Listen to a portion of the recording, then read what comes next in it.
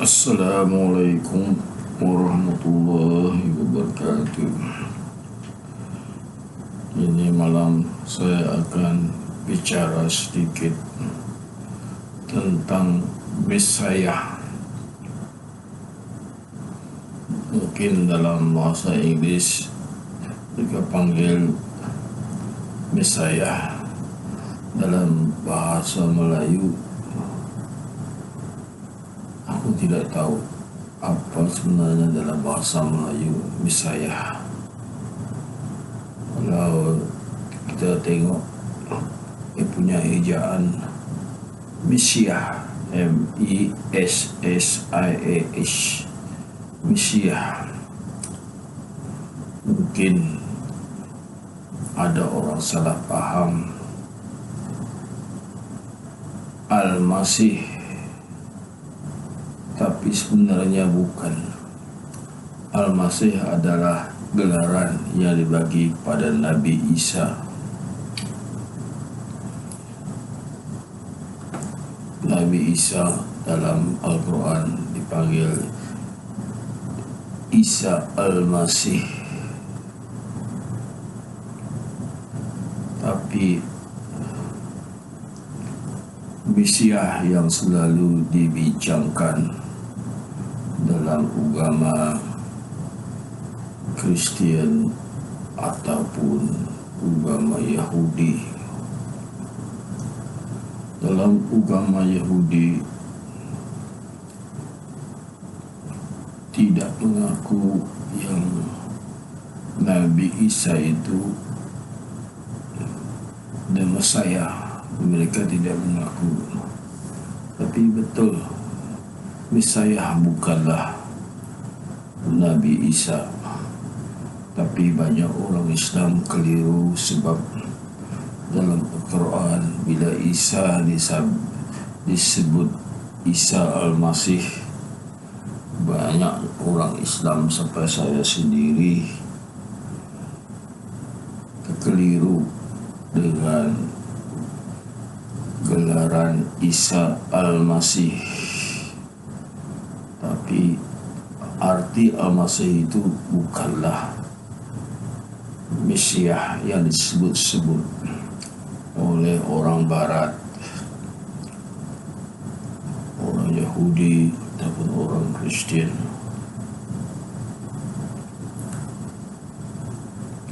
Memanglah kalau dalam Quran orang Islam terkeliru, jadi mereka pun orang Islam jarang bicara tentang siapa Mesiah. Jadi perbetulkanlah dari sekarang, Al-Masih adalah satu perkataan, Mesiah adalah perkataan yang lain. Saya dapat tahu Mesiah, apa arti Mesiah. Saya dapat tahu daripada satu paragraf yang saya baca daripada Gospel Injil Barnabas. Di dalam Injil Barnabas disebut pengikut Nabi Isa bertanya apa arti Mesiah pada Nabi Isa. Lalu Nabi Isa pun menjawab, Mesiah itu adalah orang yang membawa rahmat kepada alam. Dalam Al-Quran ada disebut ia membawa rahmat kepada alam, disebut perkataan rahmatullah alamin. Rahmatullah alamin ada disebut dalam Al-Quran. Saya pernah dengar orang bicara pasal rahmatullah alamin. Jadi ada dalam Al-Quran keadaan rahmatullah alamin.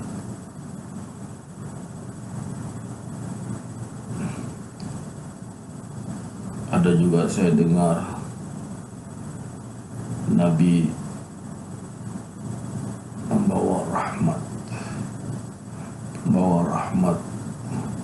Aku diturunkan membawa rahmat ke dalam dunia.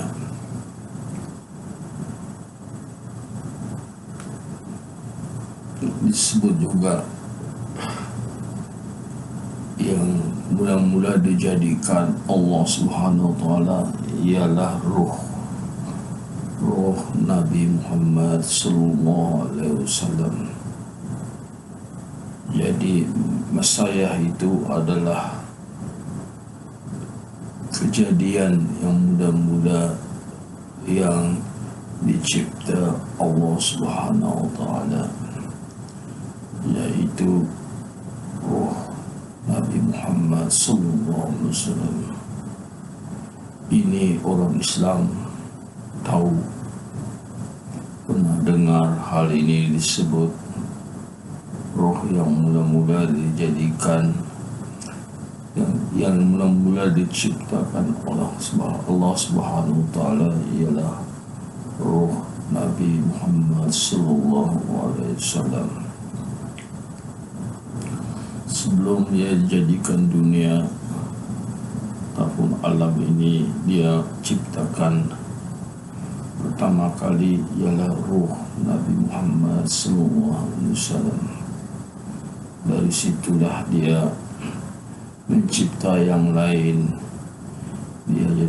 Dia cipta kawan Nabi Muhammad sallallahu alaihi wasallam yang menolong Nabi Muhammad sallallahu alaihi wasallam. Sahabat-sahabat Nabi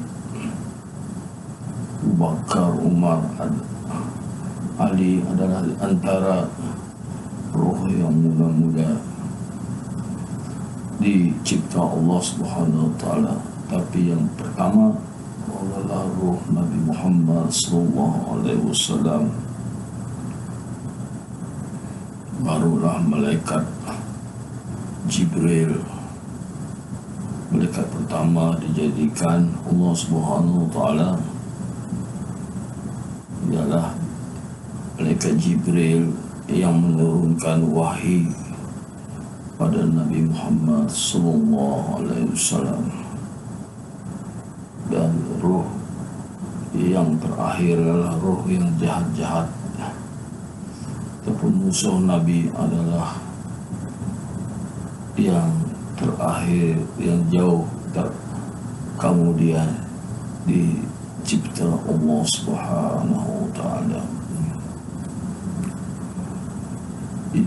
Itulah satu-satunya disebut dalam kitab Injil, ada diceritakan dalam kitab Injil. Saya percaya kitab Injil kitab suci, dan inilah juga saya percaya, dan ini dikuatkan dengan hadis Nabi yang saya dengar. Jadi alhamdulillah dengan pembacaan saya pada kitab Injil yang selalu saya baca, pengetahuan pun bertambah. Pengetahuan yang dikuatkan juga dengan hadis-hadis Nabi yang saya dengar. Alhamdulillah. Jadi harap saudara-saudara sekarang dapat pengetahuan daripada saya bercerita sedikit tentang arti Mesias yang sebenarnya. Tapi dalam agama Islam jarang-jarang kita cerita pasal Mesias, jarang kita cerita. Sebab kita sudah tahu Nabi Muhammad SAW adalah penutup segala Nabi dan ketua segala Nabi.